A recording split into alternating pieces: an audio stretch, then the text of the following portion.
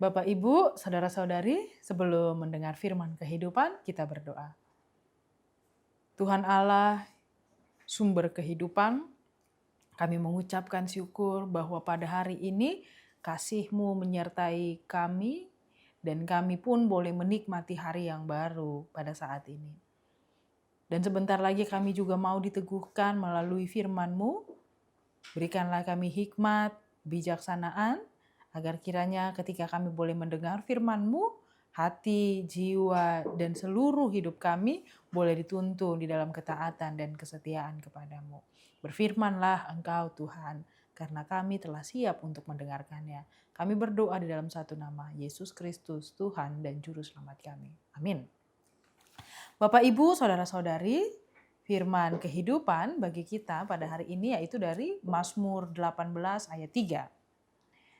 Ya Tuhan, bukit batuku, kubu pertahananku, dan penyelamatku, Allahku, gunung batuku, tempat aku berlindung, perisaiku, tanduk keselamatanku, kota bentengku. Demikian firman Tuhan.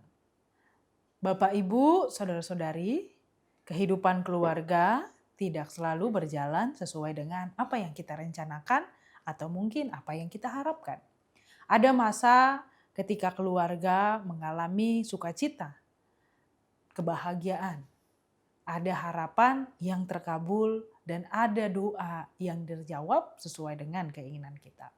Tetapi ada juga masa ketika kita menghadapi ragam pergumulan, bagaimana perekonomian, pekerjaan, ataupun kesehatan terganggu dan itu mengakibatkan banyak hal dan mengganggu hati kita. Bukan hanya itu saja, ada tantangan akan hubungan yang mungkin kurang baik di dalam relasi keluarga atau di dalam relasi keluarga. Kekhawatiran tentang masa depan. Dalam keadaan seperti itu, kita membutuhkan tempat untuk bersandar, untuk boleh bertanya dan boleh beristirahat di dalam ketenangan. Daud dalam Mazmur 18 ayat 3 menyebutkan bahwa Tuhan adalah tempat gunung batu pertahanan. Mazmur 18 ayat 3 menyebutkan dengan banyak gambaran tentang kasih Tuhan dan kuasanya. Disebutkan seperti batu karang, kubu pertahanan, penyelamat, tempat perlindungan, perisai, dan kota benteng. Semua gambaran itu menunjukkan satu hal. Tuhan adalah tempat yang aman bagi kehidupan umat manusia. Batu karang menggambarkan sesuatu hal yang kokoh. Ketika keluarga dibangun hanya berdasarkan kemampuan manusia, kita mudah goyah ketika masalah datang. Tetapi ketika keluarga menjadikan Tuhan sebagai dasar kehidupan, kita mempunyai kekuatan untuk tetap berdiri. Menjadikan Tuhan sebagai tempat perlindungan bukan berarti keluarga tidak akan mengalami masalah. Artinya, ketika masalah datang, kita tidak menghadapinya sendiri. Kita datang kepada Tuhan dalam doa, menyerahkan ketakutan, meminta hikmat, dan percaya bahwa Tuhan tetap memegang kehidupan kita. Bapak, Ibu, saudara-saudari, hingga pada akhirnya firman Tuhan mengingatkan kita pada hari ini bahwa ialah tempat kita bersandar, bahwa ialah gunung batu yang memelihara kehidupan kita. Ayat ini mengingatkan kita bahwa keluarga menjadi tempat untuk saling melindungi. Di dalam Allah yang melindungi, keluarga pun menjadi satu relasi yang saling melindungi satu dengan yang lain. Suami dan istri dipanggil untuk saling menguatkan. Orang tua dipanggil untuk memberikan teladan iman kepada anak-anak.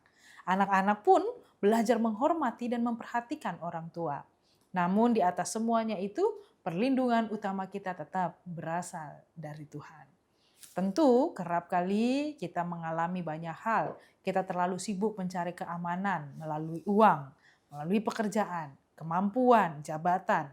Semua itu memang pada dasarnya menjadi hal yang penting.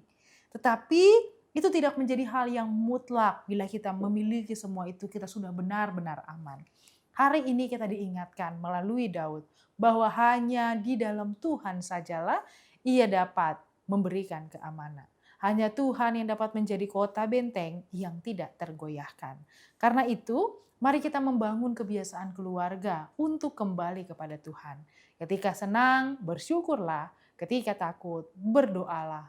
Ketika menghadapi masalah, jangan saling menyalahkan, tetapi saling menguatkan. Ketika tidak mengetahui apa yang harus dilakukan, mintalah hikmat kepada Tuhan. Keluarga yang kuat bukan keluarga yang tidak pernah menghadapi masalah, tetapi keluarga yang tahu kepada siapa mereka harus berlindung ketika masalah datang. Dan ini mengajak kita untuk mengingat bahwa keluarga yang kuat itu juga menuntun bagi bangsa yang kuat. Kiranya kita juga boleh diingatkan dalam hari kemerdekaan bahwa kita telah merdeka, itu juga artinya bahwa keluarga kita juga telah dipelihara oleh Allah dalam rasa syukur memiliki kekuatan, dan kekuatan itu membawa kita, menuntun kita untuk menjadi berkat. Keluarga yang kuat, bangsa yang kuat. Amin. Kita berdoa. Kami bersyukur Tuhan untuk pemeliharaanmu kepada kami. Cinta kasih-Mu mengalir, memenuhi kehidupan kami. Dan pada hari ini Engkau menyambut kami dengan peneguhan bahwa Engkaulah Tuhan gunung batu kami. Dan kiranya Tuhan ketika kami boleh diingatkan di dalam firman-Mu, kami juga diberikan penghiburan untuk menjalani hari kami dengan penuh sukacita. Terima kasih Tuhan untuk firman yang menguatkan kami. Kami berdoa hanya di dalam satu nama, Yesus Kristus Tuhan dan Juru Selamat kami. Amin. Anugerah dari Tuhan kita Yesus Kristus, kasih setia Allah Bapa dan persekutuan Roh Kudus menyertai kita semua. Amin.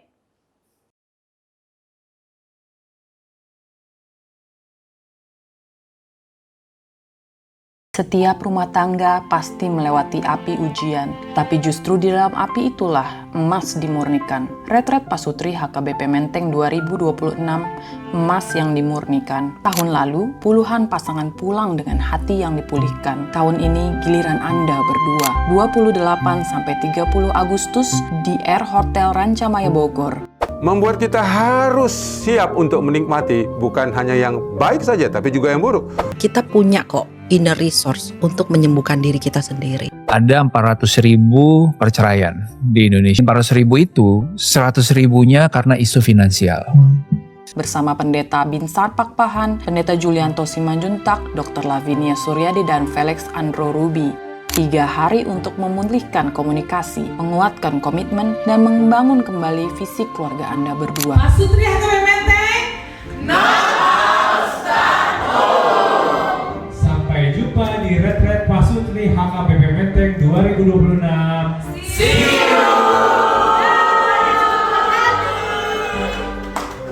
Kuota terbatas, hanya 30 pasutri. Scan QR Code dan daftarkan diri Anda sekarang.